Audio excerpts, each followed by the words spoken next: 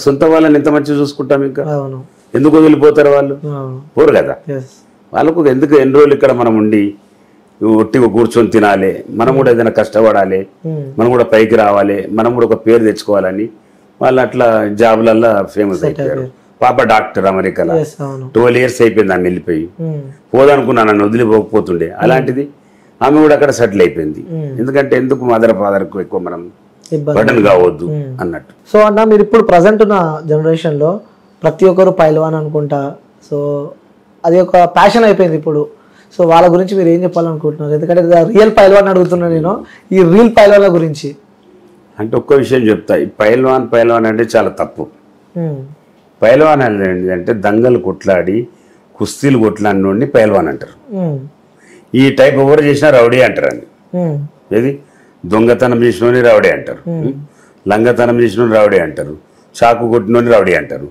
పైల్వాన్ వాన్లీ పైల్వాన్ అంటే దంగల్ వాళ్ళు పైల్వాన్లు ఇవాళ ప్రతి ఒక్కడు జర దొడ్డు కనబడంగానే పైల్వాన్ అని పిలుచుకుంటారు చాలా తప్పది పైల్వాన్లు నిజంగా కూడా కొట్లాడిర్రు వాళ్ళని పైల్వాన్ అని పిలిచినా ఒక అందం ఉంటది అవి చూసినప్పుడు మీకేమనిపిస్తుంది ఎవరిని చూడు పైల్వాన్ అంటే నవ్వుకుంటా నేను అనుకుంటారా ఈడేడ పైల్వాన్ అయ్యండ్రా ఈడవని కొట్టిండ్రా ఎవరిని కుస్తీలో కొట్టిండ్రా అని అంటారా మా పిల్లలతో అంట మా పిల్లలు కూడా జోక్ చేస్తుంటారు చూసినావా అన్న మీరు ఇప్పటిదాకా చెప్పుకోరు పైల్వాన్ అని వాళ్ళు పైల్వాన్ అని చెప్పుకుంటారు చూడని అంటారు నాకు ఒకటే గుర్తింపు వచ్చింది అప్పుడు ఎన్టీఆర్ గారికి వచ్చింది అన్న అని బిరుదు ఇవాళ అమర్పేట శంకర్ అన్నకు వచ్చింది ఆ బిరుదు ఏంది శంకర్ అన్న అంతేగాని పైల్వాన్ రౌడీ అనేది మన దాంట్లో లేదు చాలా అది ఒక్కటి నాకు సంతోషం అంతే పైల్వాన్ అంటే తిడతా నేను పైల్వాన్ చేసి చూసిన ఎవరన్నా పైల్వాన్ ఎందుకు తింటున్నావు అనొద్దంటాడు ఒక్కొక్కడు అంటాడు ఇట్లే శంకర్ పైల్వాన్ అంటే పైల్వాన్ అనొద్దు తప్పు అని చెప్తా పైల్వాన్ అంటే వాళ్ళు దంగలు కుస్తీలు కొట్లాడి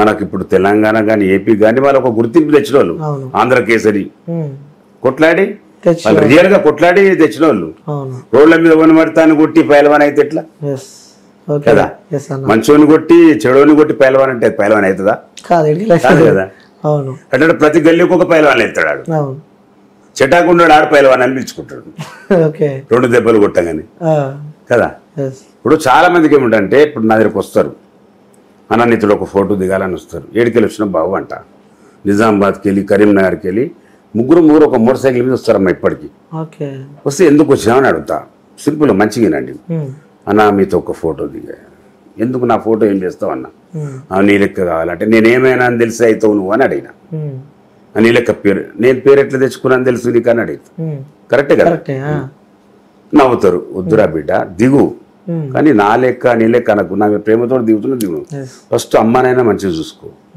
సెకండ్ నువ్వు చదువుకో బాగా ఈ తాగుడు దోస్తులు ఎంబడి తిరిగి ఇవన్నీ వేస్ట్ చేసే మేము ఇప్పటిదాకా వద్దు మా లెక్క మీరు కావద్దు మంచిగా ఉండాలి మేమా ఏదో బాధలల్లా కష్టాలల్లా ఇలా దిగవలసి వచ్చింది లేక మాకేమో వృత్తి కాదు ఇది మేము చేసే పనులు కాదు దయచేసి అంటే చేయొద్దు బాబు అని చెప్తా నేను అందుకే మన డ్రింకర్స్ అయ్యేలా అందరు తాగుతున్నారు కదా పిల్లలు తాగి అంతా ఖరాబ్ అయిపోతారు లాస్ట్ లో మన కిడ్నీస్ లివర్ అన్ని పోతాయి ఆ మెసేజ్ ఉందని నేను కొద్దిసేపు చేయవలసి వచ్చింది యాక్టింగ్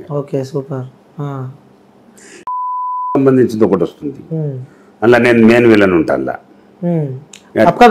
అప్కమింగ్ స్టార్ట్ అయ్యబోతుంది స్టోరీ విన్నాను ఇది కూడా చేయకపోతున్నాను సంబంధించింది కాబట్టి ఇవాళ ప్రతి ఒక్క స్టూడెంట్ చూడండి మీరు హాస్టళ్లలో గాంజా ఫుల్ తాగుతున్నారు చదువుకుంటలేరు నీకు ఎన్ని కాలేజీలు చూపెడతా నీకు స్కూల్స్ చూపెడతా చూసిరా మీరు వాతావరణం మీకు తెలుసు కదా మీరు చూస్తున్నారు టీవీలలో అది బంద్ చేసే సబ్జెక్ట్ అది తాగుతే ఏమవుతుంది ఎవరు తెచ్చి ఎట్లా అమ్ముతున్నారు ఎవరు ఎందుకు అమ్ముతున్నారు దాంతో ఎంత సంపాదిస్తున్నారు దాంతో మనిషికి ఏం తక్లీఫ్ అవుతుంది డ్రగ్స్ తీసుకుంటే ఏం కోల్పోతున్నాం దాంతో మనం మన లైఫ్ లో ఏం సాధిద్దాం అనుకుంటే ఏం సాధిస్తున్నాం అనేది ఉంది సబ్జెక్ట్ కాబట్టి ఒప్పుకున్నాను మెయిన్ విలన్ నేనే ఉంటాను తోడవడంతో లిక్కర్ మాఫియా అంతా అందరినీ లేపేస్తాను నేను సినిమా సీన్ ఉంటుంది నాది సో ఇంకోటి మధ్యలో బెట్టింగ్ అనేది ప్రమోషన్ అనేది బాగా వైరల్ అవుతుంది దాని గురించి మీరేమంటారు బెట్టింగ్ చాలా తప్పు చేస్తారు పిల్లలు ఇది బెట్టింగ్ యాప్ అది చాలా తప్పు చేస్తున్నారు చాలా మంది మీరు చూడండి నెలలో 2-3 అని చనిపోతున్నారు ఎందుకంటే ఆడుకుంటుంది అదొకటి చాలా తప్పు చేస్తున్నారు కొని పిల్లలు ఎంబడి తిరుక్కుంటా వీడియోలు తీసి కొంతమంది దొంగన కొడుకులు ఆ వీడియోలు బ్లాక్ మెయిల్ చేస్తున్నారు అలాంటి హోటల్ తీసుకొచ్చి అంత కోపం వస్తుంది నాకు. వదిలా నాకు గిట్ట వస్తే పట్టుకొని కొట్టి పోలీస్ స్టేషన్లు ఇస్తాను నేనైతే. నేను వాళ్ళ పని పడతా ఎట్లయినా ఆలోచిస్తున్నాను అది. ఎందుకంటే చిన్న చిన్న అమ్మాయిలకు వాళ్ళకి తెలియదు పాపం. కూల్ డ్రింక్ లో తాగిపిచ్చేసి వాళ్ళతో నెక్కెడ్ ఫోటోలు తీసుకుంటా, వీడియోలు తీసుకుంటా పెట్టి బ్లాక్ మెయిల్ చేస్తున్నారు.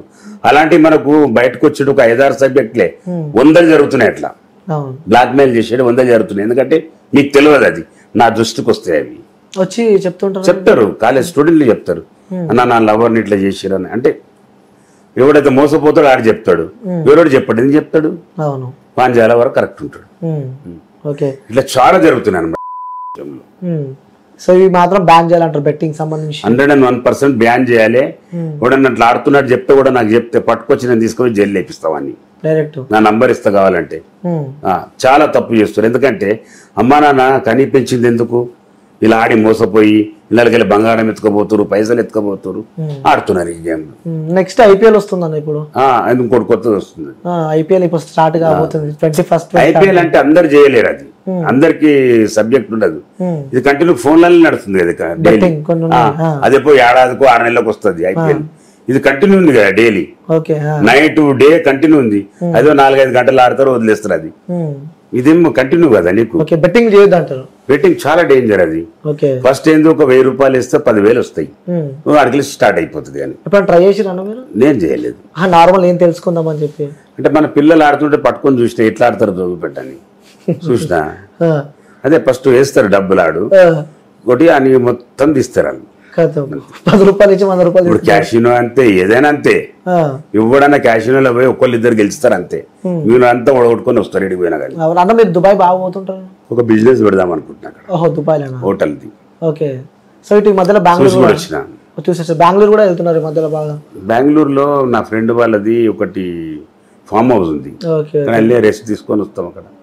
ఫ్రెండ్స్ ఇట్లే పిలుస్తుంటారు కదా, వస్తుంటాను. ఓకే అన్న. సో చివరిగా ఈ సమాజానికి ముఖ్యంగా యువతకి ఈ మెసేజ్ ఇద్దామంటే ఏమి ఇస్తారు? నేను ఒకటే చెప్తున్నానమ్మా, మేము చిన్నప్పటి నుంచి కష్టపడి మేము అమ్మా నాన్నని చూసుకోలేదు, భార్య పిల్లలని చూసుకోలేదు, సిస్టర్లను చూసుకోలేదు, ఎవరిని చూసుకోలేదు. దయచేసి యూత్ కానివ్వండి, నా మీద ప్రేమ ఉన్న వాళ్ళు ఎవరన్నా కానివ్వండి, అందరికి ఒకటే విషయం చెప్తున్నాను, మంచిగా చదువుకోవాలి, అమ్మా నాన్నని చూసుకోవాలి, జాబులు చేసుకొని ఫ్యామిలీతో సెటిల్ అయిపోవాలి. ఈ డ్రింకుల దగ్గర పోవద్దు, ఈ దాని దగ్గరికి పోవద్దు, ఈ బెట్టింగ్ యాప్ దయచేసి అందులో పోవద్దు అని నా కోరిక. నా మీద ఏం ప్రేమ ఉన్నా కానీ మీరు ఆ పని చేయొద్దు. అంతే, నా మీద ఏం ప్రేమ ఉన్నా కానీ ఆ ఆట జోలికి పోకండి. ఓకే అన్న, థ్యాంక్ యూ అన్న, thank you so much. So viewers చూసారు కదా అమర్పేట్ శంకర్ అన్న ఇంటర్వ్యూ. సో నిజంగా చాలా ఇన్స్పిరేషనల్ జర్నీ అనుకోవచ్చు. సో గతంలో కొన్ని ఇష్యూస్ వల్ల అలా జరిగిపోయినాయి, బట్ ఇప్పుడు నేను రాగానే చూసిన చాలామంది నాకు తెలిసి ఇప్పటిదాకా నేను చెప్పాను కదా, సో చాలామంది జనాలు వస్తున్నారు, కొన్ని ప్రాబ్లమ్స్ కూడా లైవ్లోనే అన్న క్లియర్ చేసి వాళ్ళకి పంపిస్తున్నారు. సో ఇది మన ఇంటర్వ్యూ. ఇంకో ఇంటర్వ్యూతో మళ్ళీ Sunday take care, by by, signing off. నేను మీ యాంకర్ అని.